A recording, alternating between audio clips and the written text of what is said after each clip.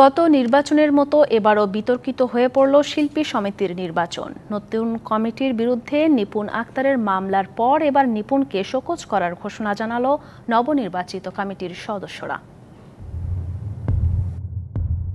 19 April অনুষ্ঠিত বাংলাদেশ চলচ্চিত্র শিল্পী সমিতির নির্বাচনে সভাপতি পদে মিশা সওদাগর এবং সাধারণ সম্পাদক পদে জয়ী হন মনোয়ার হোসেন ডিপজল।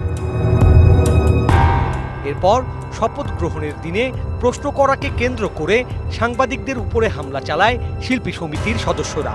এই নিয়ে বহু জল ঘোলা হয়। মিশা ডিপজল পরিষদের জয়ের বিরুদ্ধে বুধবার আদালতে রিট করেছেন পরাজিত সাধারণ সম্পাদক প্রার্থী নিপুণ আক্তার। বর্তমানে যুক্তরাষ্ট্রে অবস্থান করা নিপুণের দাবি, নির্বাচনে অনেক অনিয়ম ও কারচুপির ঘটনা ঘটেছে। এটা অশিক্ষিত লোকদের জায়গা না, এটা আনকালচারদের জায়গা না, এটা কাজ করে দেখিয়ে দেওয়ার লোকদের জায়গা। আসলে এটা আমার আরো আগে করা উচিত ছিল। তার আগের দিন রাত্রে টাকা লেনদেন নিয়ে কমপ্লেন করেছিলাম নির্বাচন কমিশন বরাবর। এদিকে নিপুণের মামলার প্রেক্ষিতে যে কোনো পরিস্থিতি মোকাবেলায় প্রস্তুত বলে জানিয়েছেন চলচ্চিত্র শিল্পী সমিতির নেতারা। যা দেখার দেখছো, অনেক কেস খেলবে, আসো, যেটা খেলার মন চাই সেটাই খেলো, কিন্তু আমরা চাই আর ধ্বংসের পথে যেন না যায়।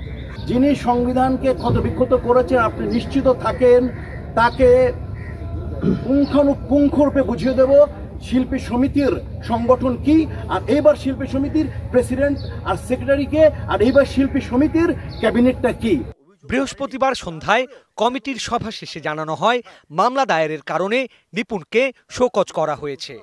নির্বাচনের ফলাফল ঘোষণা হওয়া 27 দিনের মাথায় উনি আবার কিভাবে তারই নির্ধারিত কমিশন এবং অ্যাপিলেট বোর্ডের বিরুদ্ধে উনি অভিযোগ করেন। চিঠি লিখছি অলরেডি যে আপনি এই কাজগুলো কেন করলেন, কেন আপনার সদস্যপদ বাতিল হবে না, আপনি উত্তর দেন। এটার সুষ্ঠু সমাধান বা উত্তর না দিতে পারলেই কেবলমাত্র ওনার সদস্যপদ উনি হারাবেন।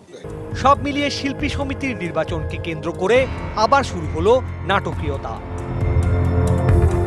Sourav Appa, DBC news, Dhaka.